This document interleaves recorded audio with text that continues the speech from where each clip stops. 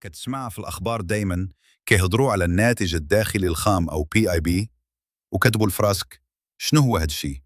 وش مهم؟ وشنو كيعني في حياتنا؟ بكل بساطة، الناتج الداخلي الخام هو مجموع الفلوس اللي كتنتجها البلاد من جميع السلع والخدمات في واحد العام.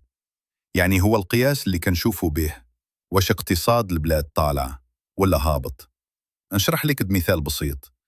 تخيل معايا واحد دوار فيه 5 ديال الناس، كل واحد فيهم كيخدم حاجة معينة. واحد كيصايب الخبز، الآخر كيصلح الطوموبيلات، الثالث عنده مقهى، الرابع كيخيط، والخامس كيبيع الخضر. فهاد العام كل واحد فيهم باع خدماته ولا سلعته وربح فلوس.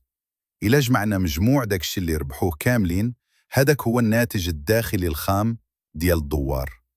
نفس الفكرة كتنطبق على المغرب. الدولة كتجمع القيمة ديال جميع المنتوجات والخدمات اللي كتدار في المغرب في واحد العام، وكتحسب الناتج الداخلي الخام باش تعرف واش الاقتصاد كيتطور ولا لا. مثلا في 2024 المغرب سجل نمو ديال الناتج الداخلي الخام بنسبة تقريبا 3.8 بسنان. يعني الاقتصاد كبر وكاين حركة في الإنتاج والاستهلاك، وهذا كيعني فرص شغل جديدة، استثمارات، وتحسن نسبي في الحياة اليومية ديال الناس.